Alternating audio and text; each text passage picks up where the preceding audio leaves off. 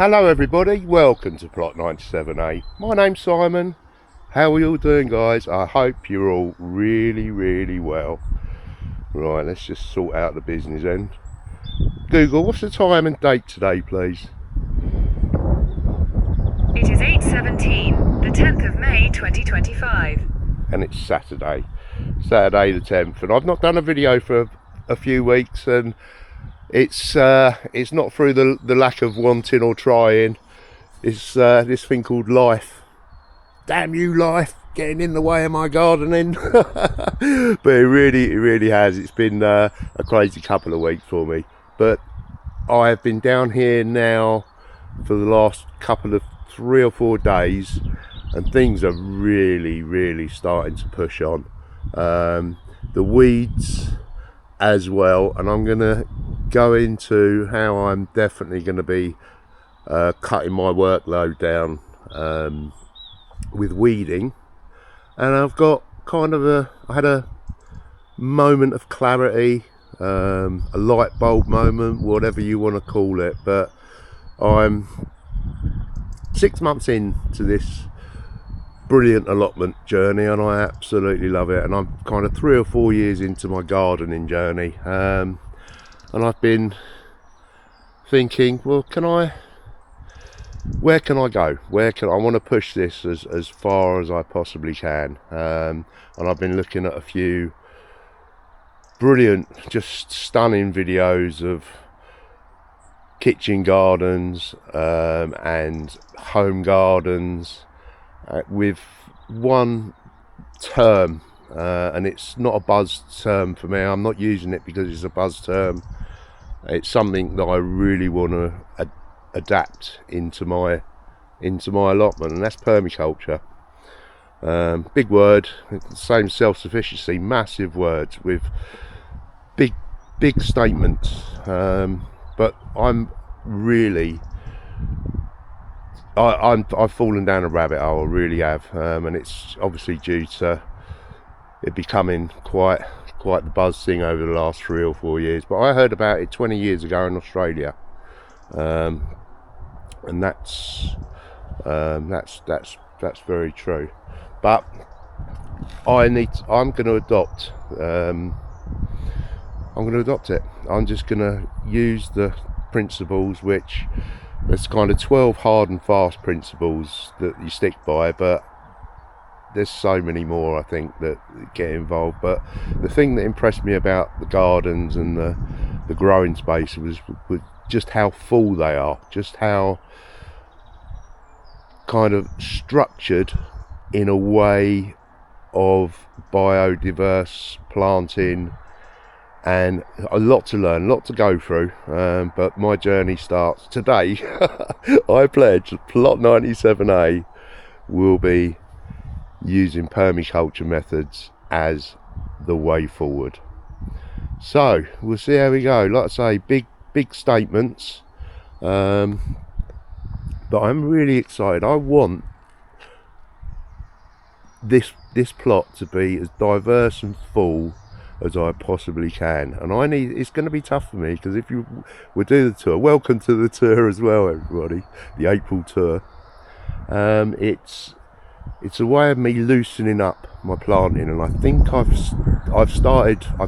So let's just, here we go, out the front now. I've grass seeded all this area now, so over the next couple of weeks,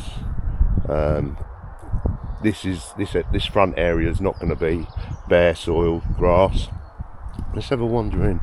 The old sunflowers. Like I say, I thought, am I going to go too early with them? But I'm not. I'm pretty confident now that we will not get a frost down here. We're down on the south coast, so very kind of lucky area-wise, because we've got the Isle of Wight that protects us. But the only thing I've got in here are chilies, which I will be repotting this week into bigger pots, and hopefully get a couple of them in the greenhouse as well. And greatest vegetable in the world, Brussels sprouts, which haven't really germinated. So I'm going to re-sow those, because my mission this year is to get my Brussels full term. let's just go have a look at the lupins that have started to produce their beautiful flowers. But these have been absolutely swarmed with I don't know whether you can see there, but the little green fly, which is, I've learned that ants actually farm green flies because they milk them, and there is a big ant's nest just in this little main bed here. But the lupin flowers, absolutely beautiful. But yep, like I say, have not been affected by the green fly, but you can see them on there. I've just been washing them down. When I've given it everything a drink, I've just hosed them down, and they come off in there. So one of the first rules of perma, well no, not the first rules, because like, for me, I'm going to be using it all quite loosely, but obtain a yield. So let's have a look at our raw beans already. These are ready for me, because what I'm going to do with these, I pull them off, chop them out. Look at that, absolute stunners. And we're just in the first of April, so I'm going to use these for stir fry. Use the whole bean, the whole pod, just slice them up, stir fry. Absolutely delicious. And if you can see, they're actually going really quite well. So obtain a yield. We're going to do that. We're going to do that today. So let's have a look at the spuds. Really taken off. Now the pots look a lot fuller than what's in the ground. Now I don't know whether that's because the sun's warming the pot up, but yeah, very healthy. And I've mulched, have you noticed? I am now mulching, and I'm using the horse bedding, and I'm just going to cover the beds as much as I can, because it's just going to cut down on weeding. But the potatoes, we've got the Penton Javelin and the Cardinal Pearl, but all looking okay. As lovely, nice, green, lush leaves. Just fingers crossed. Fingers crossed. Let's have a look at this. So I've been planting out pretty much everything now, and I've put, these are spring onions and the Japanese onion, which is the larger onion. So I'm just putting them in clumps, and once they're ready, I'll pull a clump up and use them for salads. But again, I've had a right good weed through here. Borlotti beans have all come up this side, direct sown both sides. Fingers crossed, Borlottis, and these are all runner beans, and they haven't come up. Little area there and a little area there where the broad beans haven't come up. So I've just popped more seeds in, and I'm going to be succession sowing as well, and just a few beetroots that are left over. But oh my god, am I starting to fill beds up? Let's hope so. Sweet peas, I've stuck some sweet peas in. The onions, I put some onions in them raised beds, and these are the beetroots. Beetroots, let's go around this side so you don't get my big old fat shadow. Beetroots have done really, really well, and I think, but it's been literally 4 weeks. So I think it's 4 weeks since I've done the last video, so it's quite interesting to see. And I'm going to plant some carrot seeds in there. That's giant garlic, but that was late in, so I'm just going to sow some carrot seeds and just try and fill that bed up. And let's just have a wander around for the onions and shallots. Now these, we went into cheat mode. These are all sets, apart from the garlic that's at the very back that I'll show you. But these are all onion sets, and well, just really, really happy with them. Really, really pleased. Some of them have blown over a little bit, and the shallots of doing exactly what shallots should be doing. They're doing shallotty things. So really, really thrilled. Pretty much every single one has come out, apart from one down there. These are a little bit more slow to produce, but overall really, really pleased. And again, I'm going to mulch this bed to cut down on the weeding, because like I say, I had 2 weeks where I just couldn't get down here. I couldn't push things on, and this is the result. And I pulled a lot of the weeds out, but this was where I wanted to get the tomatoes in, or where I am going to get the tomatoes in. And I will be cracking on with this over the next week to get these tomatoes in, because they're just, oh my god, a shadow, they're just starting to want to get out, to escape their pots. But I've got access to quite a few more tomato plants if I need them. So this area is next on the hit list, and I'm hoping to have 4 or 5 rows of tomatoes out here and just see how we get on outdoors. A few sweet peas I've just put in there. But yeah, permaculture. The buzz thing, am I just tying on to something that's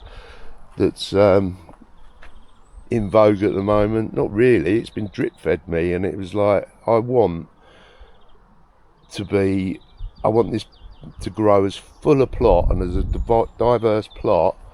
I can grow seeds, you know, I can grow plants. I'm kind of, this is next level shit, and I really want to take on the mission. So the journey, I've got stuck a few of the cabbages in there.